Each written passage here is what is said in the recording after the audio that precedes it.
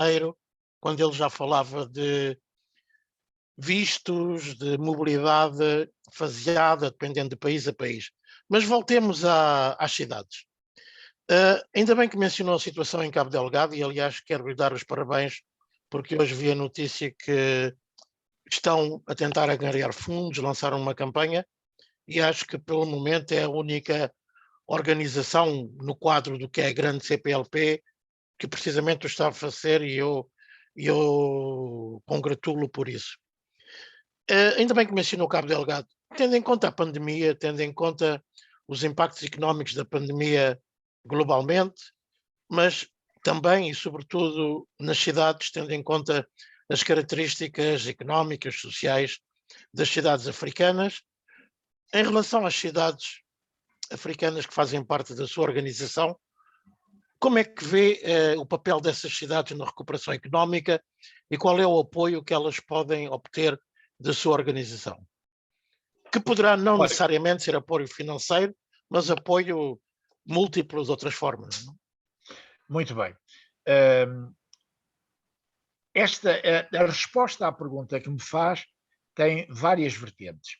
A primeira é a noção do que representam as cidades no presente e no futuro. E nós não nos damos conta que hoje, não nos damos conta porque só agora se começa a refletir profundamente sobre a atratividade centrípeta, portanto, que as populações têm pelas megametrópoles.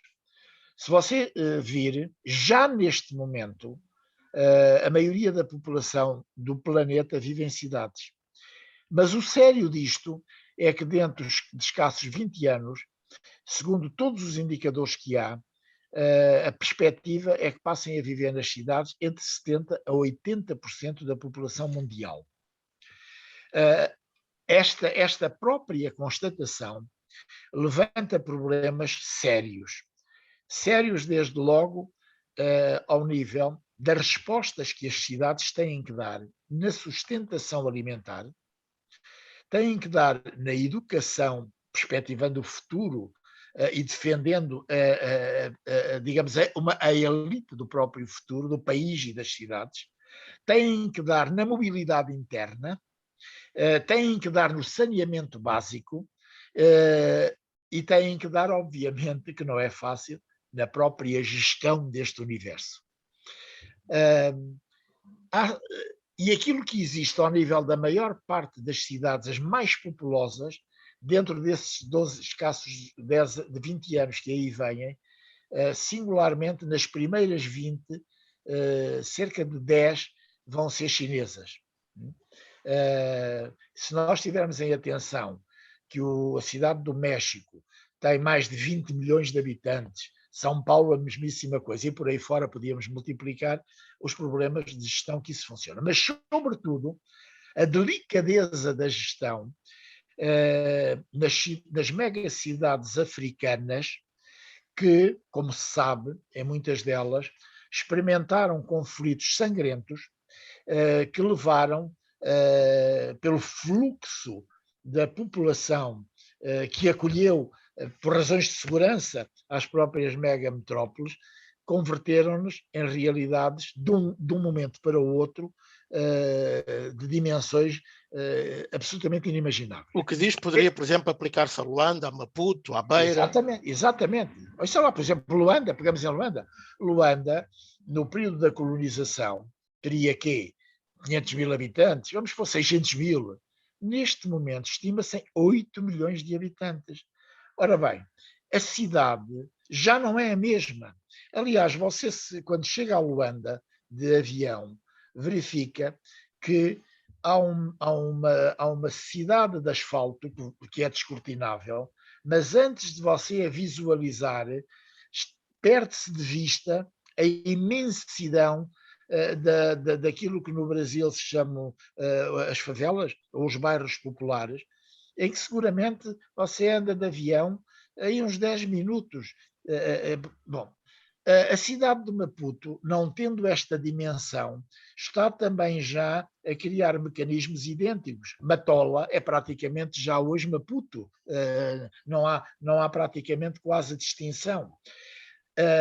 E agora, com a pandemia, diminuiu o que eu lhe vou dizer, mas o movimento de automóveis numa e noutra cidade antes deste confinamento era assustador, de tal maneira que há aquela anedota que se conta, que traduz tudo o que eu lhe estou a dizer, de uma pessoa que telefona para outro por telemóvel que está dentro do carro, um está fora e outro está dentro do carro, e pergunta-lhe: meu caro, em Luanda, aí há muito movimento? E ele responde: não, está tudo parado, porque realmente os carros, para fazerem 100 metros, demoravam, por vezes eu fui testemunha disso, 1 hora, está tudo Eu parado. lembro-me que entre o centro de Luanda e o centro de convenções de Talatona, 2 horas e meia, às vezes 3 horas. Exatamente. Ora bem, para ser preciso agora relativamente à sua questão, os desafios que se levantam, portanto, são imensos.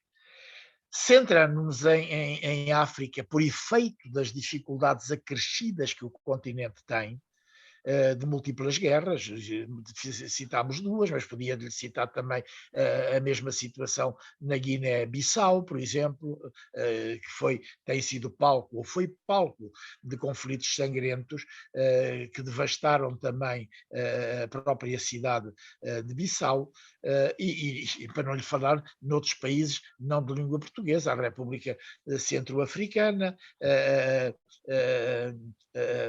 o Congo-Kinshasa e por aí fora. Portanto, há problemas acrescidos. Estes problemas acrescidos têm de envolver uma perspectiva política, antes de mais nada. Porque a economia é um instrumento da política, não é um fim.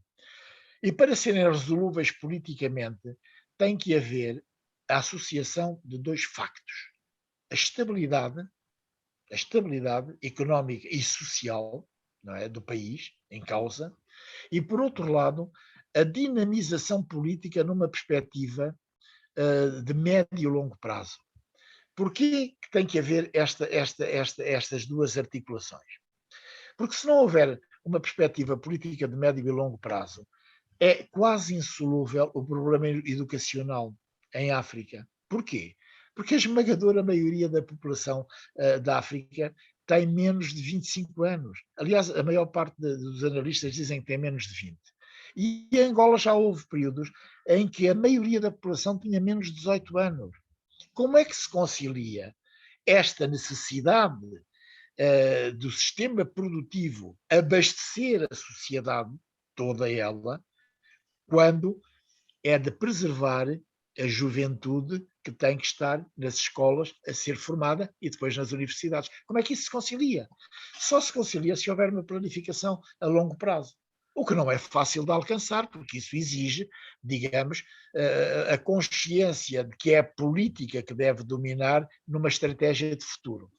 Isso também não é compatível se, porventura, houver e persistirem movimentos pendulares ou não de corrupção que, digamos, enfraquecem de forma brutal o Estado e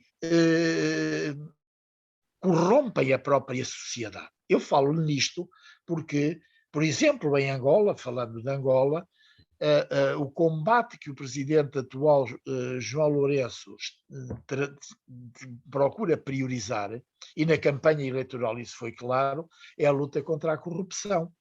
E, portanto, e nós temos visto que realmente esta é a realidade. Mas também noutros países, não vale a pena estarmos aqui a exemplificar muito, porque toda a gente sabe que é assim. Portanto, isto envolve, de facto, uma consciencialização política de que a estratégia a traçar tem que ser uma estratégia que valorize o bem comum e não confunda o bem pessoal ou o interesse pessoal com o bem comum. Depois, olhar para o futuro, conceber essa estratégia nessa lógica. E nas cidades, resolver problemas absolutamente primários e básicos. Olha, desde logo o saneamento básico.